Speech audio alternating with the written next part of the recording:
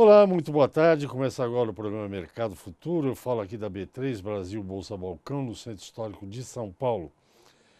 Eu ainda vou insistir durante algum tempo para vocês. Eu sei que vocês me acompanham pela TV. Podem me acompanhar também pelo Facebook, ou seja, pela internet. E este ano, 2019, eu estou investindo muito mais suor do que dinheiro nas redes sociais. Então, você pode me acompanhar no Instagram, no LinkedIn, no Facebook, no Twitter, no YouTube, por aí vai.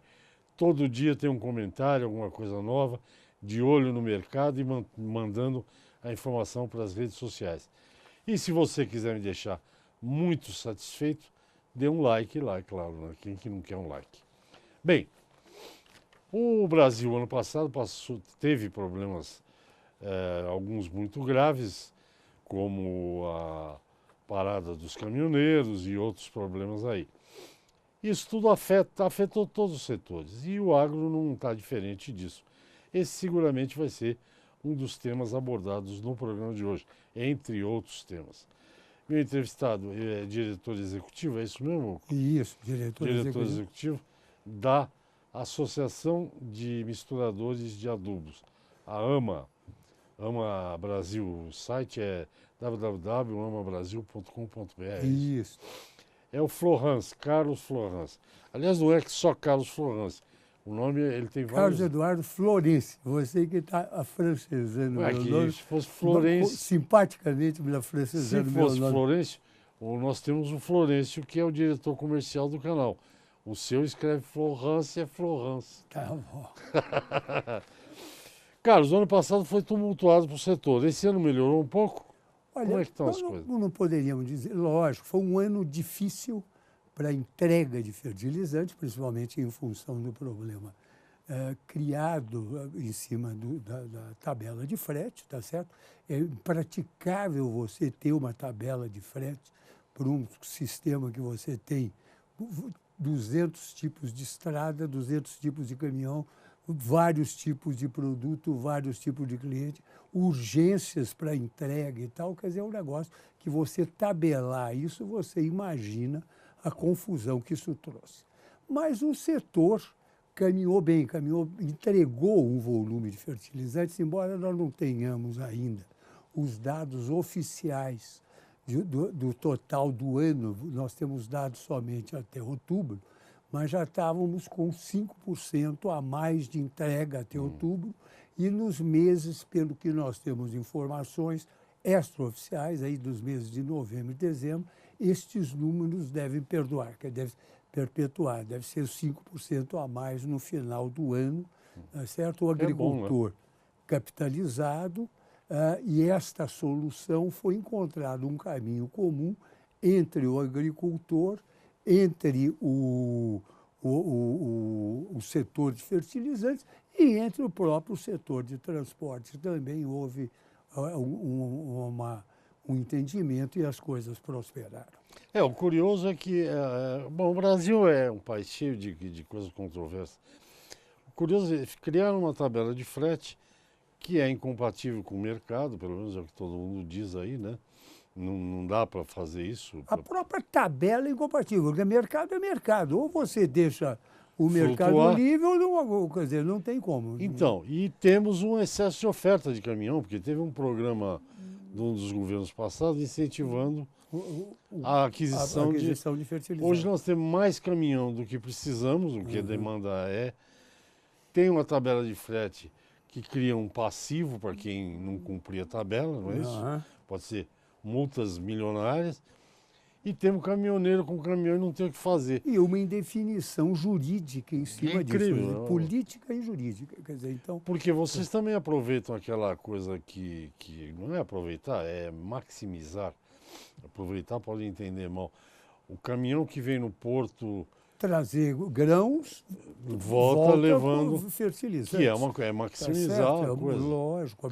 Para o próprio caminhoneiro, é um interesse fazer isso, tá certo? Não Porque voltar é muito vazio. melhor não voltar batendo carroceria. Então, o taxista chama de bater lata. Bater lata. E o caminhoneiro bater carroceria. O setor de vocês, porque tem um setor que é da indústria produtora de adubo, que é outra Isso. entidade. E vocês são misturadores.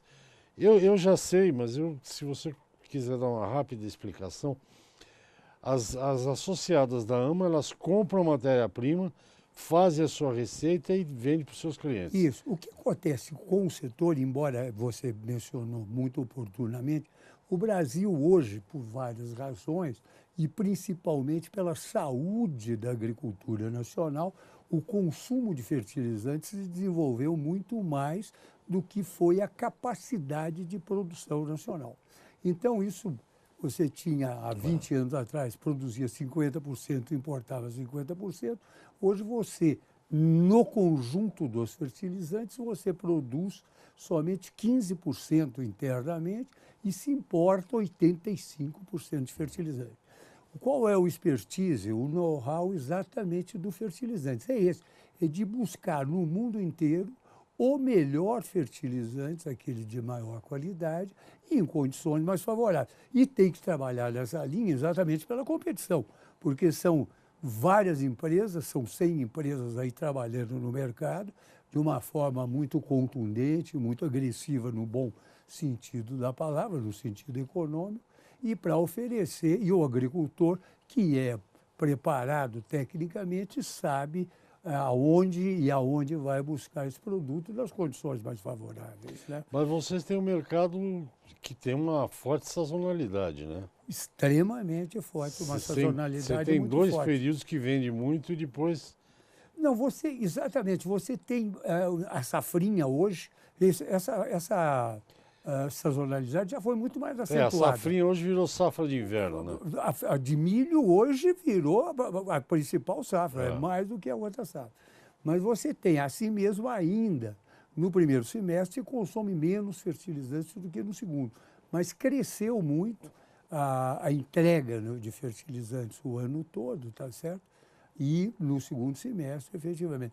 O Brasil, o crescimento do consumo, o Brasil é o país que é o quarto consumidor de fertilizantes e o país que mais aumenta o consumo de fertilizantes.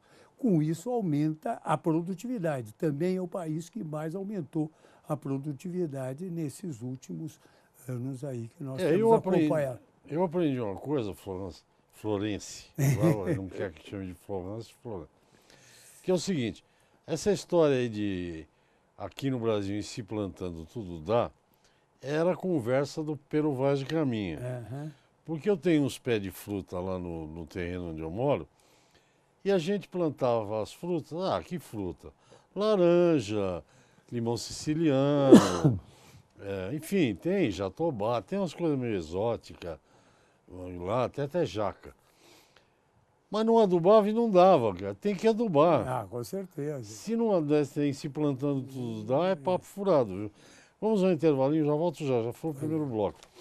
Eu converso com o diretor executivo da Associação dos Misturadores de Adubos, AMA, Carlos Florence. E vamos ao intervalo, já a gente está de volta. Ok, estamos de volta ao programa Mercado Futuro. Hoje estou falando aqui com o Carlos Florence. Ele é diretor executivo da Associação dos Misturadores de Adubo, segmento forte, importante. E eu brincava antes do intervalo dizendo que sem adubo não espere colher muita coisa, porque não vai colher não. E o Brasil realmente, o Florencio tinha falado isso antes do intervalo, eu sou comecei a trabalhar numa época que a produtividade média do milho no Brasil era de 1.500 quilos, 2.000 quilos. Uhum. Hoje acho que é mais de 10, 7, 10 em alguns. Soja, o Brasil era ridícula a produção, perto da produtividade americana, Hoje aqui em São Paulo produz 70, 80 sacas por hectare. Quer dizer, isso aí não é de graça. Não, sim, é com adubo, né? Não é só. Você tem a semente, você Sim. tem o preparo do solo, você tem uma tecnologia toda que evoluiu. Mas fertilizantes e calcário consideram os técnicos profissionais que é responsável por 50% do aumento dessa produtividade. Legal. Quer dizer, então tem um peso significativo na produtividade. Então, eu estava conversando com o Florencio no intervalo aí a respeito da taxa de câmbio, se isso interferia muito porque o Brasil importa segundo 85%. 85% de todo o adubo que a gente usa, se o setor tem uma taxa. Tem alguns setores que tem. O câmbio ideal seria 3,20, 3,50, 4, 3,70.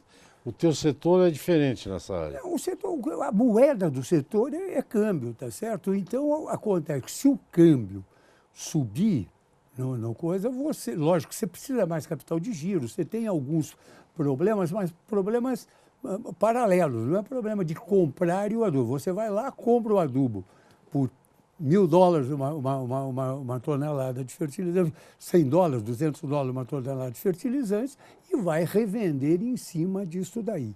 A preocupação com o câmbio, efetivamente, é com o cliente, tá certo? Porque se o câmbio começa a ficar, a moeda nacional começa a ficar muito valorizada, quer dizer, o real se valoriza, você remunera menos a soja, você remunera menos o milho. Então, isso reduz o capital do agricultor e ele sim é que vai ficar com problema para adquirir esse fertilizante. Mas não afeta o setor de fertilizantes diretamente. O agricultor tem duas é uma balança mesmo. Uhum. Né? Por exemplo, a tempestade perfeita é quando o agricultor planta, compra tudo, com o dólar lá em cima. Isso. E aí, quando ele vai vender, o real se valorizou. Ele só perde, né? Sim, mas daí tem que inverter. Mas ele trabalhando em cima de um hedge, vamos dizer, que a moeda do agricultor, do mesmo jeito que a moeda é o dólar, tá certo? Ou é o fertilizante, você botou o fertilizante em casa, ele está redeado. Do agricultor é a saca de milho, é a saca de soja. Quer dizer, o que interessa a ele? É a relação de troca. Quantas sacas de soja ele necessita para comprar uma tonelada de fertilizante? Tradicionalmente, se é 18, 29, ele está numa condição, entre aspas, confortável. É um hedge meio natural. Isso. Na hora que ele está. Então, ele tem que fazer o negócio naquele determinado momento. Se ele for querer só trabalhar em cima do ótimo, efetivamente corre o risco de amanhã ter que pagar 22, 23 sacas. Então, eu li... perdão. Não. Eu li há algum tempo um material que dizia que, curioso, países como Noruega, Dinamarca e tal, que eles, Japão inclusive, eles usavam mais fertilizantes do que o necessário. Sabe, usavam além. A receita é X, ele punha X mais alguma coisa. Países ricos, né? Tá dinheiro sobrando e tal. Aliás, eu vi um faturamento da Alemanha em exportação, é que de dar inveja, mas isso é outra história. No Brasil não tem desperdício, porque inclusive as coisas aqui são caras, não é um adubo. Semente é cara, trator é caro, tudo é caro. O agricultor não esbanja, ele segue a receita. Soja, digamos, 100 quilos por hectare, 100 quilos por hectare. Você está falando 100 quilos por hectare? Não. Sim, pode falar. Pode falar. Não, o que acontece, o agricultor hoje, nacional, na sua maioria, é extremamente preparado. O que evoluiu, o plantio direto, o maquinário extremamente sofisticado que está na mão da agricultura, semente, tá certo? Fertilizantes adequados naquele solo, naquele momento. Quer dizer, então, hoje, a tecnologia usada, lógico que você ainda tem uma agricultura de sobrevivência, alguma coisa, mas isso é marginal. O que acontece na agricultura moderna, empresarial, efetivamente a coisa tem outro rumo. Tá? E hoje em dia, tanto as empresas químicas quanto as não químicas estão tudo junto, né? O que você chama de não química? Não, porque tem fertilizante orgânico, fertilizante... Mas todas as empresas que produzem o famoso NPK, ou quase todas, elas também estão no segmento... Não. Fertilizantes, quem produz NPK, fertilizante mineral, produz fertilizante mineral. Quem produz fertilizante orgânico, produz fertilizante orgânico. E existem fertilizantes que você pega o mineral e enriquece o orgânico em certas regiões. Tá certo? Entendi. Agora, isso tudo é dentro do expertise, de novo, do agricultor. O agricultor, porque aquele fertilizante, você não dá para você pegar o fertilizante orgânico, por melhor que ele seja, trazer importação. Então não tem sentido. Da mesma coisa, não tem você ter os fertilizantes aqui que você obtém próximo de uma granja de galinhas ou de porcos ou qualquer coisa e transportar numa distância de 100 quilômetros, 200 quilômetros. Quer dizer, tudo isso, essa economicidade é que o agricultor, que é o consumidor, é que está preparado para receber este know-how e fazer as contas e ver aquilo que é o melhor, quais são os pontos de equilíbrio. Às vezes, na própria propriedade dele, ele tem uma série de produtos orgânicos que estão sendo ali aproveitados, a própria plantio de elétrica, a matéria orgânica já fica ali disponível para a semente, para coisa.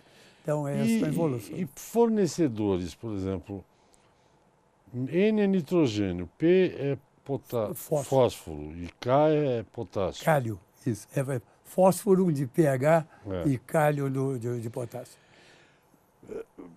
Quem são os principais fornecedores? É o mundo inteiro que tem? Porque Não, esse os geralmente... minerais, eles não estão em todo o território do planeta. Não, se você pegar só para dar, então vamos começar pelo Brasil. O Brasil, em termos de potássio, hoje, nós atendemos só 5% do potássio consumido no Brasil. O restante do potássio vem do Canadá, em grande parte, da Alemanha, vem da Rússia também, em grande parte, tá certo? Então, são esses os... Esse é o K. O K, o potássio, tá certo? O fósforo, tá certo? O fósforo, hoje, o Brasil produz cerca de 50%. Aqui, nós atendemos o... Esse país é uma bomba mesmo. Agora, Desculpe o trocadilho. Da onde vem? Vem a maior parte dos Estados Unidos, de Marrocos, que é o maior produtor de coisa. E no caso do nitrogênio, vem dos países árabes, vem da China, tem vindo bastante. Mesmo o fósforo tem vindo muito da China e tudo. Então, é muito eclético o suprimento de matérias-primas, e é aquilo que o misturador sabe fazer, que exatamente vai buscar aonde ele tiver o melhor produto. E não tem conversa, porque o Brasil depende do mercado externo. Com certeza. Não tem o que reclamar. Vamos ao intervalinho, no outro bloco aí tem uma novidade. Espere aí que eu já volto. Até já. Você viu o programa Mercado Futuro, eu converso com o diretor executivo da Associação dos Misturadores de Adubo, Carlos Florenci, e nós vamos agora para o terceiro bloco. Este ano, 2019, do ano passado nós tivemos eleição, greve de caminhoneiro, enfim, agora tem um carnaval logo aí e tal, mas esse ano, pelo andar da carruagem, milho, por exemplo, me parece que a safrinha foi poderosa, vai ser poderosa. Foi. Né? Vocês estão otimistas, achando que vão crescer novamente? Eu acho que se não há nenhuma... Lógico que tudo, a bola de cristal, mas todos os produtos, as commodities agrícolas, estão com potencial de continuarem dentro dos mesmos. Quer dizer, a soja, o milho, tudo isso, porque você pega soja e milho, representa 60% do consumo de fertilizante. Você pega mais cana, dá 80%. Quer dizer, então, é isto que dá o quadro e, aparentemente, não existe grandes problemas ou grandes dificuldades, um pouco mais na cana, qualquer coisa, mas vai caminhando. As outras lavouras, café e tal, estão caminhando relativamente bem. Lógico que o preço aumenta um pouco e tal, mas, na média, a situação, a saúde é boa. Além disso, o agricultor está extremamente capitalizado. Ele vem de vários anos, você tem aí 5, 6 anos, em que ele ganhou dinheiro efetivamente. Então, como a atividade dele é esta, tá certo? Ele vai continuar investindo, e o principal disso é que a produtividade é chave para ele poder se manter no negócio. Você pega um produtor, hoje a produção média aqui de soja no Brasil já é 55 sacas. Aquele produtor que faz 50, 45 vai ter que se afastar. Então vem aquele que faz um mínimo de 55, a média daqui a 1 ano, 2 anos vai passar a 60 sacos, e para isso vai ter que continuar adubando da mesma forma e com a mesma tecnologia que vem adubando. Além do que, é uma necessidade, já que todo mundo sabe, né?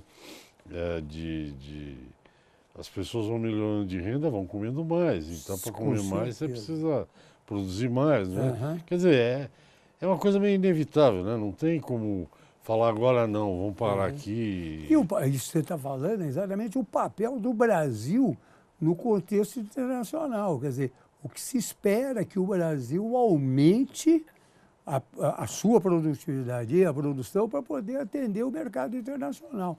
Aquela história dos 40%, quer dizer, até 2026, se não me engano, não me lembro exatamente os números, esses números vêm mudando do ano, Sim. mas eles continuam iguais. Em 2026, terá que aumentar 20% a produção internacional de alimentos e espera-se que o Brasil, para poder fazer essa média, aumente 40%. E olha, até coisa que não é alimento, viu, Florence? Por exemplo, o consumo de café cresce 2% ao ano. Sim. E não é alimento. Em Não, cento e, é considerado, é o alimento. Mas de fibras e tudo. 150 milhões de sacas consumidas por aí, acho, Aham, por ano. 1,5%, 2% é muito café. com certeza. Bom, eu não sei quanto tempo temos, mas o Florence executivo também, ao Florence, é um escritor, e ele trouxe aqui para mim um livro chamado Ensaios à Solidão, Carlos Florence. E aqui temos a capa é um desenho de uma região árida, a terra meio rachada, ou seja, Aham. essa é uma região. Vai mostrar aqui na minha câmera? Então mostra. Eu queria que Florence contasse, olha lá, tá lá, Florence. Queria que contasse esse seu lado escritor, do que se trata. O lado literário. Lá do livro Ensaios à Solidão. Tá bom. Eu acho que esse livro aí é uma síntese exatamente entre essa, vou chamar de uma brincadeira de escrever, tá certo? Embora eu goste muito, faço isso há muitos anos, mas também ligado à agricultura. Não é que seja exatamente uma preocupação com a seca em si, mas isso nasce de uma região de agreste, uma região de seca, e de uma pessoa que tem que sair dessa região. Mas, ao sair, ele vai sofrendo uma série de problemas, uma série de circunstâncias ligadas à agricultura, ligado ao campo, ligado às fazendas. A grande mudança que a agricultura sofreu no Brasil, exatamente no período aí até 1970, até 1980, em que você teve que mecanizar a agricultura, a mão de obra veio, quer dizer, você hoje tem 15% somente de mão morando no campo, quer dizer, teve que aquilo que era o arado, o carro de boi, a carroça, que eu peguei isso, a fazenda com isso acontecendo, isso foi acabando e esvaziando. A minha preocupação não é isto, a minha preocupação é literária, é só dar esse contexto literário, mas em cima desta regionalização, desse regional. É uma saga, é uma história. É uma saga, exatamente, de alguém que tem que sair do nicho dele, lá numa região de sertão, numa região de agreste, e que vem da mesma forma que todos os retirantes vieram parar dentro da capital, do Rio de Janeiro, São Paulo e tal. Mas eu inventei tudo, inventei a cidade onde aconteceu, a cidade onde ele chega, nome de rio, nome de cavalo, nome de pessoas, é tudo inventado. Ficção. Para se tornar ficção, total, para se tornar literatura. Mas tem este lado, entre aspas, da economicidade aí da situação também. Então, Pastoril, você teve origem no campo, não? Sim, com certeza, foi por isso. Foi desde menino ligado aqui ao sul de Minas, que as propriedades lá se modificaram completamente.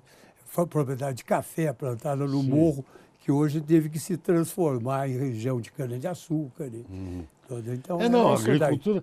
Eu uma vez escrevi um artigo, eu também gosto dessa coisa de escrever e de ler. Eu já falei, eu não sou crítico de leitores eletrônicos, Kindle, essas coisas.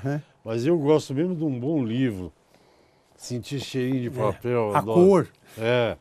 E a tocar, o livro é uma coisa deliciosa. Eu escrevi uma vez um livro, uma coisa que dá até para brincar de crônica, mas não um romance, acho que não, sobre café. Aham. Que o café, olha que saga, a agricultura é muito dinâmica e o Brasil, que é quase um continente, né? O café entrou no Brasil pelo Pará, Isso. depois desceu até o Paraná. É. Aí as geadas começaram a destruir o Paraná, o café subiu de novo. Está voltando. Minas, na área de montanha, é ruim produzir café porque é caro, Aham. não entra mais. O café foi para o Cerrado Mineiro.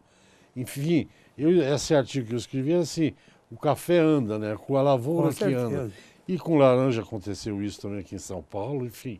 A agricultura é muito E dinâmica. aquele cerrado que era inviável de plantar qualquer coisa, com fertilizantes, com coisa, Tornou-se oferece uma produtividade excepcional. viável. E essa é uma das brincadeiras. A história lá é trágica, não se pode brincar. Você vai encontrar aí, inclusive, isso, a concorrência que esta produtividade em determinadas regiões afetou outras regiões que teriam menos condições exatamente por ficarem mais atrasadas, sem condições de disputar a coisa. Então é essa daí a... Monsieur Florence, agora eu falo francês, não quero nem saber. Se alguém quiser, eu vou ler, depois eu falo para você, falo aqui o que eu achei. Se alguém quiser o livro... A Labrador é editora. a editora. Você encontra na Livraria Cultura, você tem na Loyola, tem na Amazon, você tem várias livrarias então, aí. Se vocês quiserem, conheciam esse lá do Florence? Monsieur Florence. Ah, Monsieur Florence. Se não conheciam, vamos conhecer aqui o lado literário do seu Florence. Muito obrigado mais uma vez, nosso tempo acabou. Eu é que agradeço o convite aqui. E a possibilidade de divulgar um pouco título a literatura. O título é maravilhoso, Ensaios da Solidão é um belo título. E a capa é muito bonita. Muito obrigado, até a próxima vez. Obrigado a você. Então, se você quiser um bom livro, está aqui, ó. Eu ganhei. Obrigado, Florence, pelo livro. Gente, é isso. Amanhã tem mais. Até o próximo programa. Tchau, tchau para vocês. É lá, né? Tchau.